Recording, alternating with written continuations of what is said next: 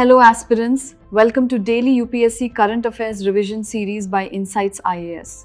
In today's session, we'll cover the E-Commerce Council of India, Mission Aagaman and Vikram-1, Manasbal Lake, the FIFA World Cup 2026, and a newly discovered Damselfly species, Lestes paloti, and in mapping we'll explore Mount Olympus.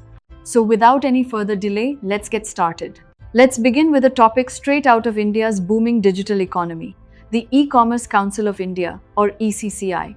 Here's the context, friends. The Internet and Mobile Association of India, IAMAI, has officially launched the ECCI in Bengaluru.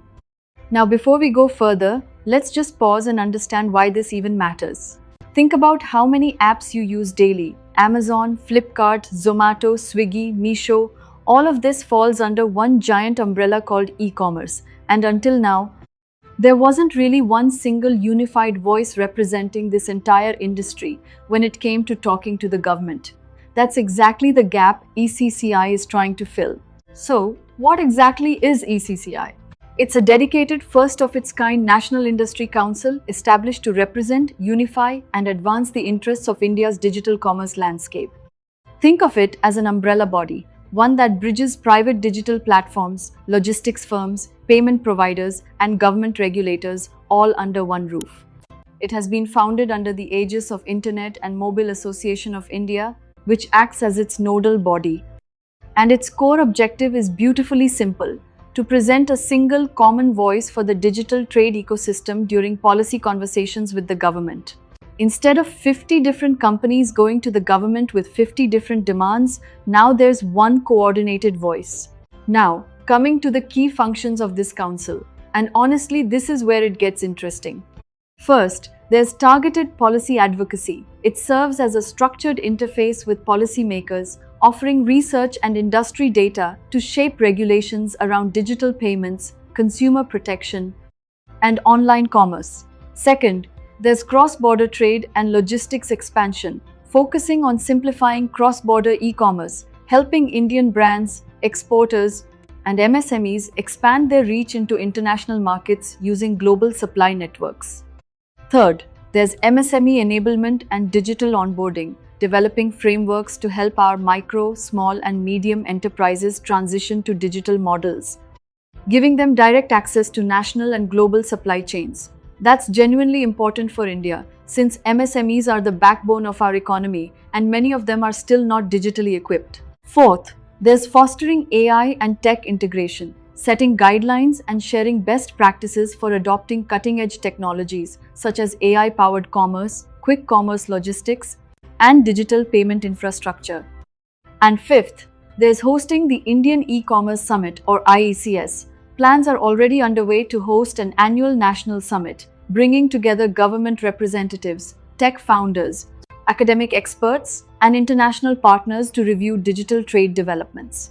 On significance, this council brings e-commerce, mobility, travel, D2C, and digital platforms all under one umbrella to address common industry challenges together, rather than each sector fighting its own battles separately. And it promotes industry-government collaboration for stable policies, which in turn encourages long-term investment and innovation in India's digital economy. So, to quickly recap for your exam, ECCI was launched by Internet and Mobile Association of India in Bengaluru as India's first unified industry council for e-commerce.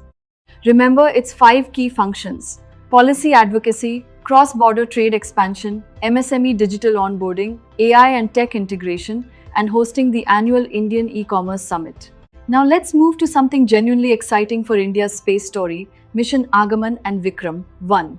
Here's the context. And honestly, this is a proud moment. Skyroot Aerospace successfully launched Vikram-1 under Mission Aagaman, making it India's first privately developed orbital class rocket to place multiple payloads into low Earth orbit. Let that sink in for a second. This isn't ISRO. This is a private Indian company sending a rocket into orbit. That's a genuinely big deal for our space sector. So, what exactly is Mission Aagaman?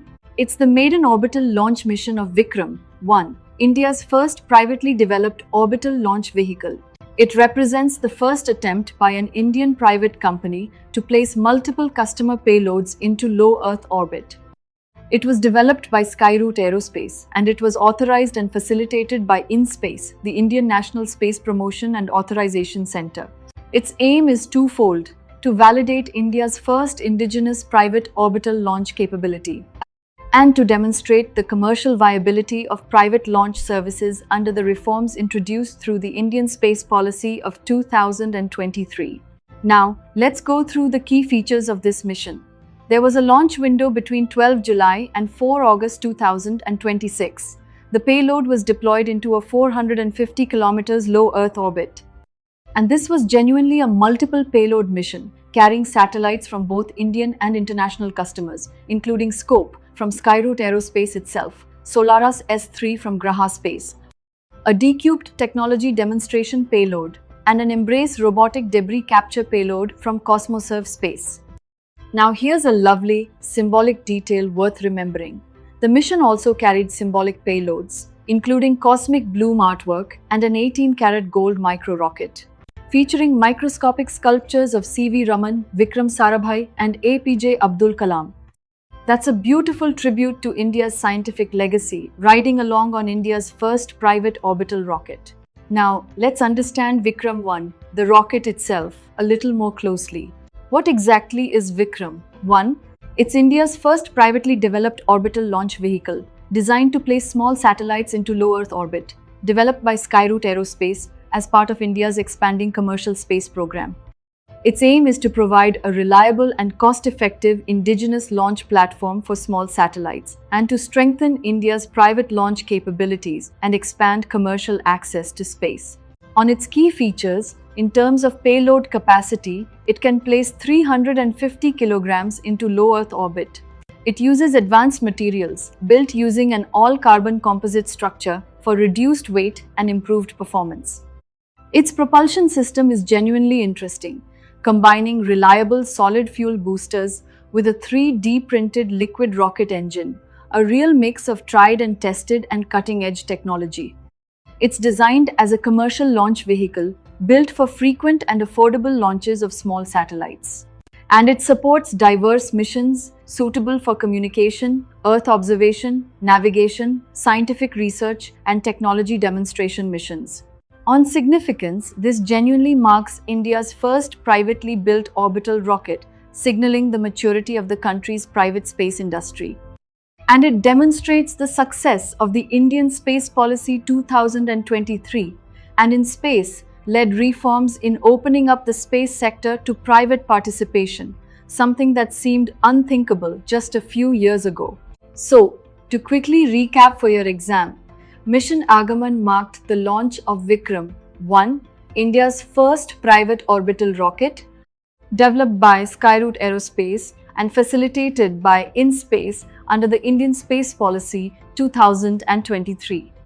Remember, its 450 kilometers orbit, its 350 kilograms payload capacity, and its symbolic tribute payload honoring C.V. Raman, Vikram Sarabhai, and APJ Abdul Kalam. Now, let's move to a beautiful geography topic, one that's showing signs of genuine ecological healing, Manasbal Lake.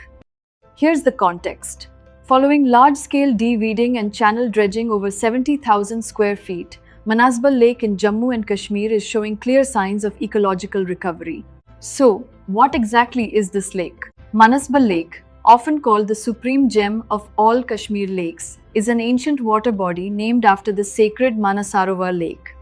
Now here's a genuinely important fact. Spanning 3.5 kilometers in length and 1.5 kilometers in width, it is recognized as India's deepest natural freshwater lake, reaching maximum depths of 43 feet or 13 meters. Hold on to that fact. Deepest natural freshwater lake in India. It's exactly the kind of superlative UPSC loves testing.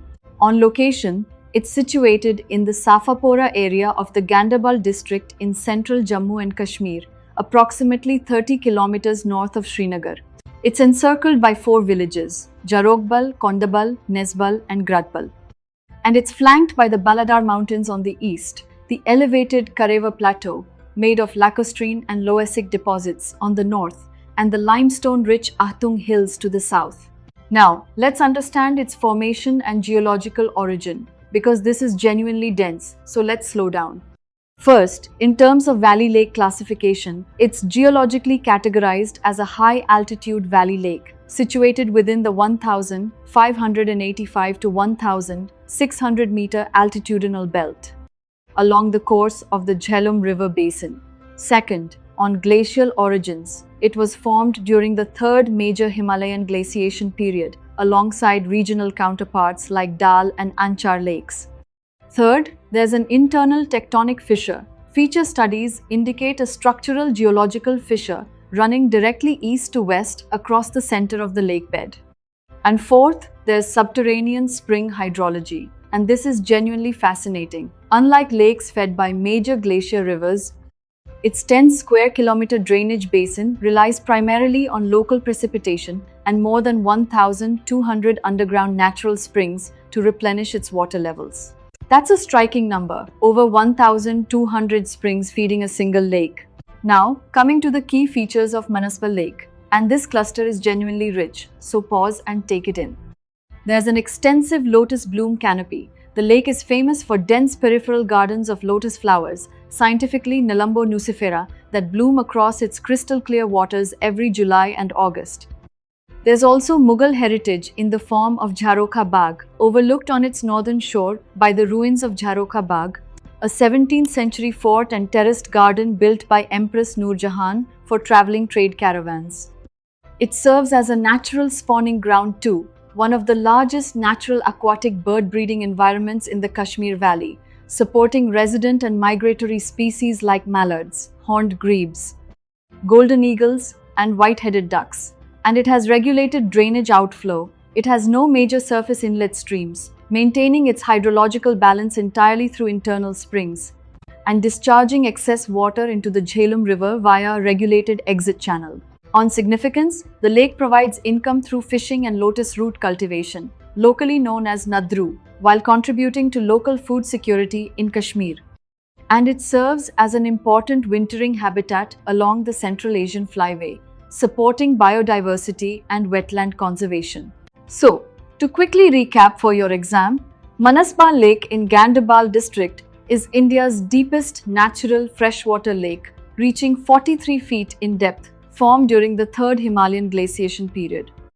Remember, it's fed by over 1,200 underground springs rather than glacier rivers, and its cultural link to Jharokha Bagh, built by Empress Noor Jahan, along with its lotus cultivation known as Nadru.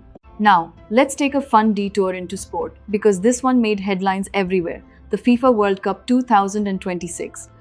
Here's the context. Spain are the new FIFA World Cup 2026 champions, after edging Argentina 1-0 in extra time, ending Lionel Messi's bid for back-to-back titles. So, what exactly was this tournament?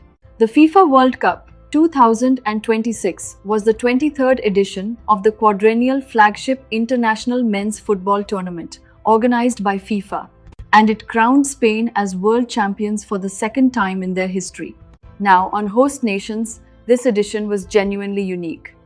The 2026 tournament was co-hosted across 16 cities in 3 North American nations: Canada, hosting matches in Toronto, and Vancouver, Mexico, hosting in Guadalajara, Mexico City, and Monterrey, and the United States, hosting across a whole host of cities: Atlanta, Boston, Dallas, Houston, Kansas City, Los Angeles, Miami, New York and New Jersey at MetLife Stadium, Philadelphia, the San Francisco Bay Area, and Seattle.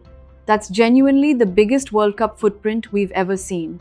Now, let's look at some history and landmarks from this edition, because these are genuinely testable. There was the first ever 48-team expansion. The tournament expanded from 32 to 48 teams, featuring 104 total matches across 12 groups of 4. There was also the first 3-nation co-host, the very first World Cup ever staged jointly across 3 countries. And Mexico made history too, becoming the first country to host matches in 3 separate World Cups in 1970, 1986, and now 2026. Hold that fact in mind. It's a lovely, testable piece of trivia. Now, coming to the key outcomes and individual award winners. Rodri of Spain won the Golden Ball for Best Player, Kylian Mbappe of France won the Golden Boot as top scorer. Unai Simon of Spain won the Golden Glove for best goalkeeper. Pau Cubarsí of Spain won the Best Young Player award, and the Netherlands won the Fair Play award. Notice how heavily Spain dominates this list, 3 out of 5 individual awards, which really tells the story of their tournament. On the final match result, Spain became champions, defeating Argentina 1-0 after extra time. The winning goal came from Ferran Torres in the 106th minute of extra time, a genuinely dramatic late finish.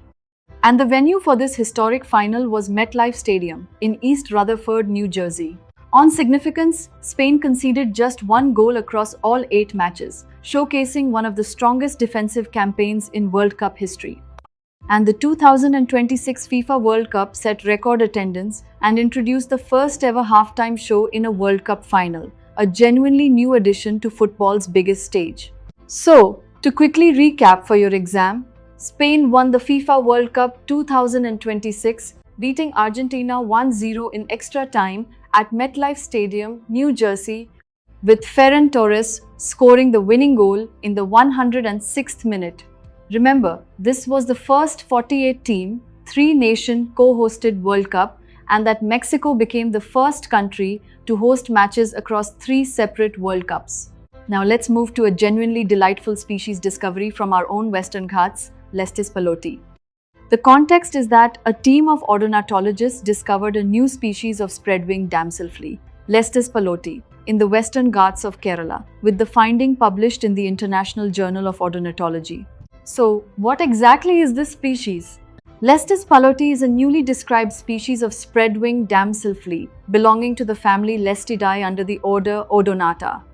And here's a lovely detail: it was named in honor of Dr. Muhammad Jafar Palot, a scientist at the Zoological Survey of India, ZSI, Kozhikode. Recognizing his vast contributions to Indian ornithology and Western Ghats fauna documentation. A nice tribute to a scientist through the very species he helped discover.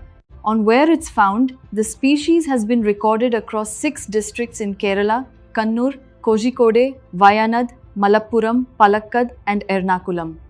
And on habitat, here's something genuinely interesting. Unlike many related damselfly species that stay close to open water bodies, Lestis paloti inhabits scrub vegetation around homesteads and laterite hillocks, often occurring away from visible open water. That's exactly why it stayed hidden from researchers for so long.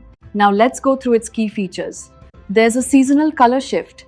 It exhibits a unique color-changing habit, appearing brown during the dry season and transitioning to a striking bluish coloration during the monsoon season.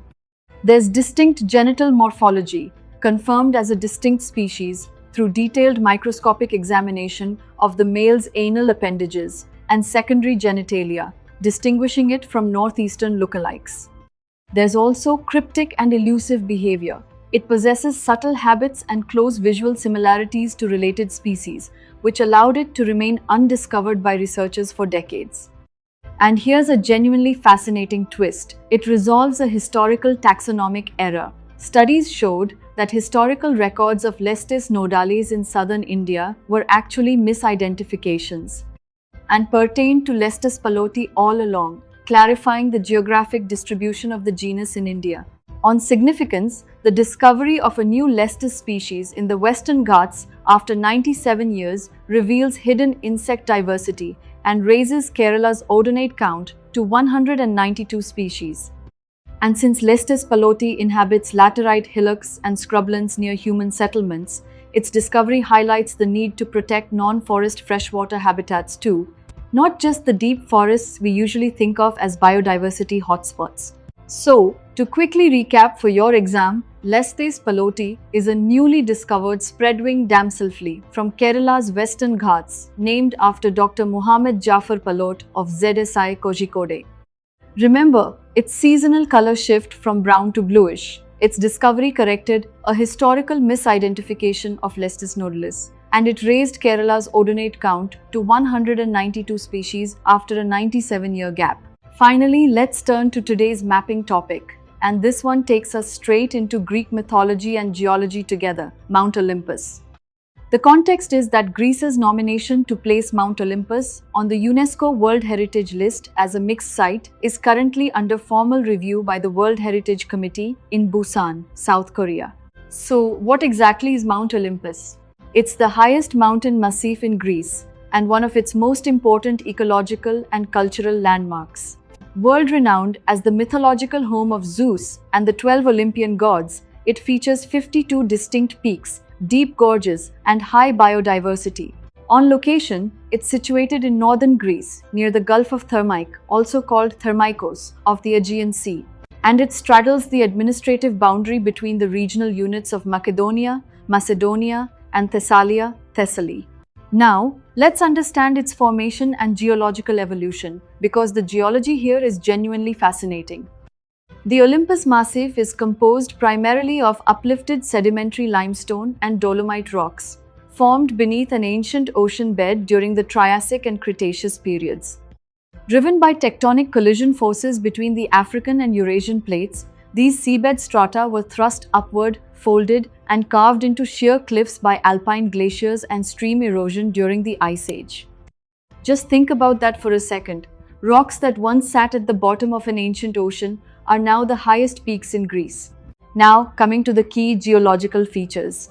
There's Mythikas Peak, the highest elevation, reaching a peak height of 2,918 meters or 9,573 feet, making it the highest point in Greece. There's the Throne of Zeus, known as Stephani, featuring a distinctive amphitheater-like rock wall peak standing adjacent to Mythikas, historically imagined as the physical seat of the king of the gods. There's an upper versus lower massif split, geographically divided into Upper Olympus and the adjacent Lower Olympus to the south, which rises to 1,588 meters. There's also an abrupt coastal elevation drop, and this is genuinely dramatic. The massif rises almost directly from sea level at the Aegean coast up to nearly 3,000 meters in a span of just 18 kilometers, creating sharp climate microzones ranging from Mediterranean scrub to alpine tundra.